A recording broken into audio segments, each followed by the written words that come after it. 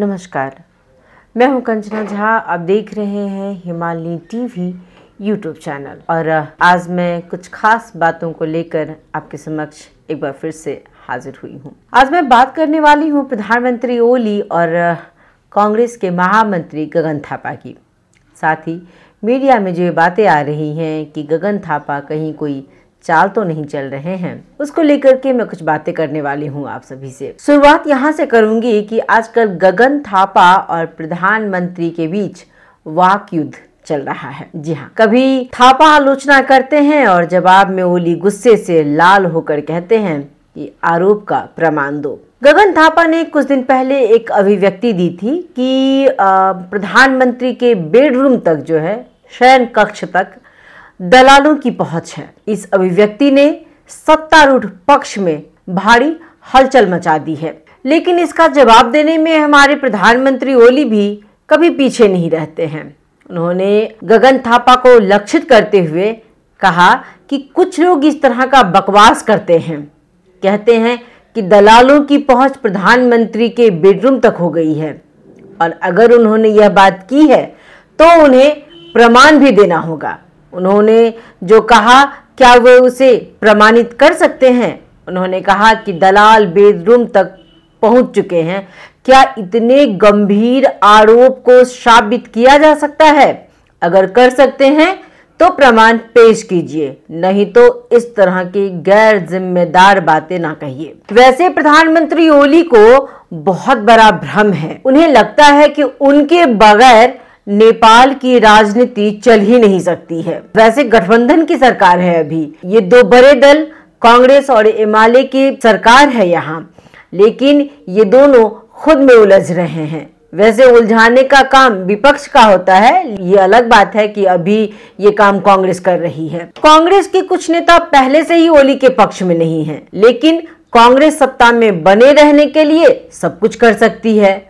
उसे अपनी बारी का इंतजार है, क्योंकि ओली ने वचन दिया था कि पहले वो प्रधानमंत्री बनेंगे, बाद में देवा को प्रधानमंत्री बनाएंगे। अब मैं आती हूँ उन बातों की ओर जहां हमारे प्रधानमंत्री और कांग्रेस के महामंत्री गगन थापा के बीच जो कुछ हो रहा है उस बात पर। अभी तो प्रधानमंत्री काफी गुस्से में हैं। वैसे गगन थापा ने बिना नाम लिए ही यह अभिव्यक्ति दी थी कि प्रधानमंत्री के शयन कक्ष तक दलालों की पहुंच है, और ये कोई पहली बार भी ऐसा नहीं हुआ था कि गगन थापा ने कोई अभिव्यक्ति दी थी। इससे पहले भी वो प्रधानमंत्री ओली को लेकर के कई बार व्यंग कसते रहते हैं। कभी कविता के माध्यम से भी वो ओली पर व्यंग करते हैं। यानी ओली और गगन के बीच जुबानी जंग कहें या कहें वाक युद्ध अभी चल रहा है। कहे तो ये चलती ही रहती है। इससे पहले भी बार बार ऐसे टकराव होते आए हैं। अतीत में भी गगन थापा ने ओली सरकार की कार्यशैली पर तीखी आलोचना की है। अगर आप भूले नहीं होंगे, आर्थिक वर्ष 2076-77 की नीति तथा कार्यक्रम प्रस्तुत करते समय तत्कालीन राष्ट्रपति विद्या देवी भंडारी द्वारा मेरी सरकार शब्द के प्रयोग को लेकर भी थापा ने ओली सरकार को राजतंत्र का अवशेष कहा था। इसी तरह उन्होंने ओली का नाम खड़ग प्रसाद ओली के बजाय कीर्ति ओली कहकर कटाक्ष किया था, जिससे बहुत बड़ा विवाद उत्पन्न हो गया था। इसके बाद भी न जाने कितने बार गगन थापा ने ओली को लेकर के तीखे व्यंग किए हैं। कभी वो ओली को लोभी भी कहते हैं, लेकिन हर बार ये तब कहा जाता रहा है जबकि कांग्रेस सरकार में उनके साथ समर्थन में नहीं थी। अभी तो ये गठबंधन की सरकार है और इस सरकार में कांग्रेस शामिल है। जनता के लिए काम करने के लिए मिले दोनों दलों ने अभी तक ऐसा कुछ नहीं किया है जिससे ये लगे कि हाँ, इन्होंने जनता और देश के लिए गठबंधन की सरकार बनाई है। ओली और गगन के इस विवाद ने वर्तमान सत्तारूढ़ गठबंधन में भी तनाव पैदा कर दिए हैं। कांग्रेस और एमआलए की संयुक्त सरकार में गगन थापा की यह अभिव्यक्ति आपसी भेदभाव को और गहरा करने का संकेत दे रही है। गठबंधन के दो दलीय समन्वय समिति में थापा भी सदस्य हैं।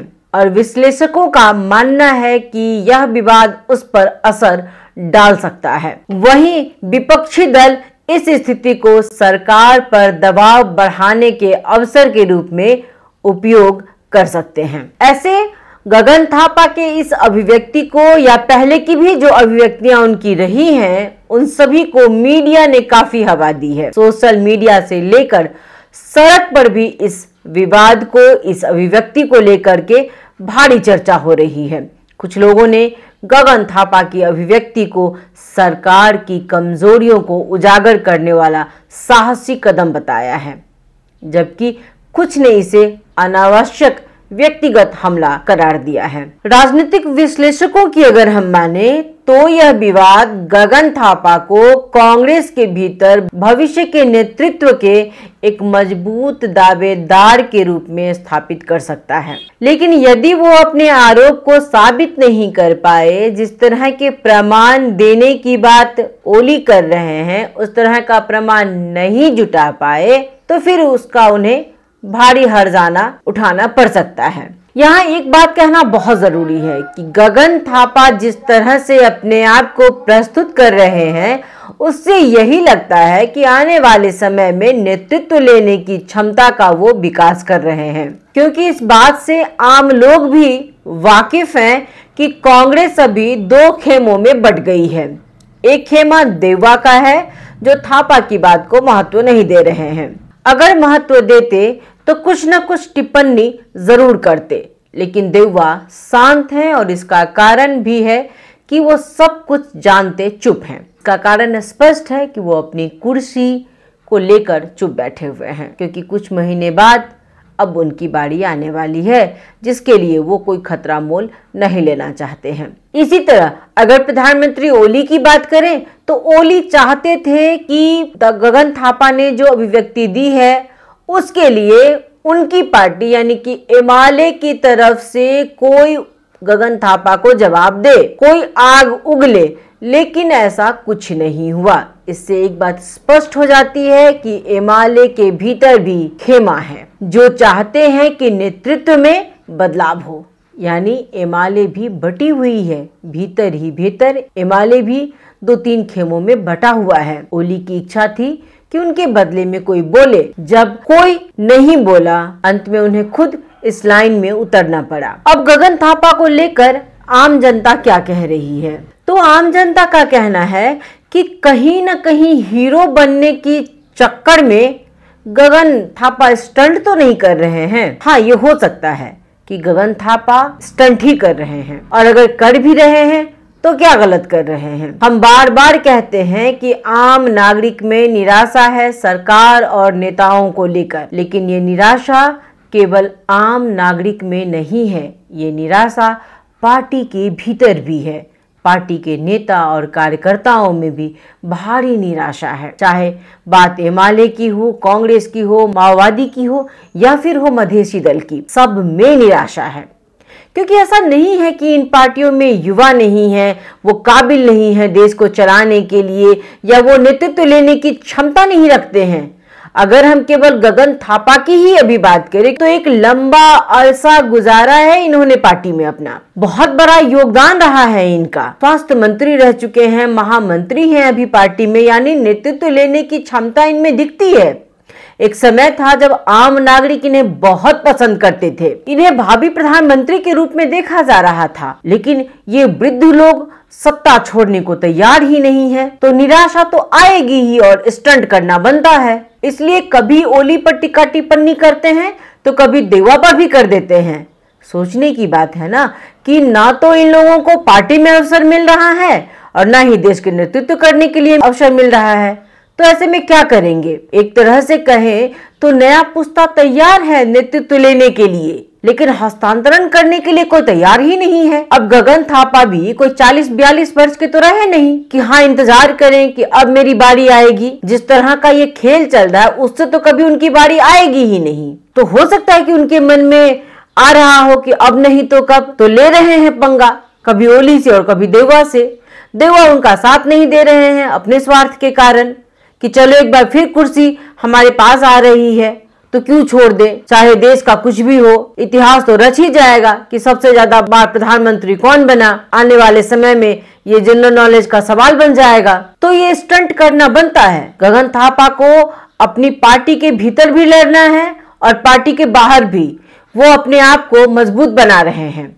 राजनीति में टीका टिप्पणी चलती रहती है, नेता एक दूसरे को गाली देते रहते हैं, हर एक दूसरे के कार्यकाल को खराब दर्शाते रहते हैं। ये कोई बड़ी बात भी नहीं है, लेकिन नेपाल की राजनीति में हस्तांतरण बहुत जरूरी है। यहाँ अब तभी कुछ नया हो सकेगा जब नई पीढ़ी इसमें शामिल होगी। हाँ, 10 के 10 काम नहीं होंगे, लेकिन 10 में से 2 ही काम होंगे, वो जरूरी है। नहीं तो भविष्य में यह देश वृद्ध वृद्धाओं का देश होगा या फिर आंदोलन का देश होगा। तो अगर ऐसे में गगन थापा को स्टंट कर रहे हैं या स्टंट करके अपने आप को मजबूत बना रहे हैं, तो इसे एक सार्थक पहल कहा जा सकता है। आपको यह कार्यक्रम कैसा लगता है? आप अपने सुझाव सलाह हमें अवश्य भेजें। हमें आपके सुझाव सलाह की आवश्यकता रहती है। अगर आपको यह कार्यक्रम अच्छा लगता है, आपने मुझे सुना है, तो हमारे इस चैनल को सब्सक्राइब भी कर दें। बहुत बहुत धन्यवाद। नमस्कार।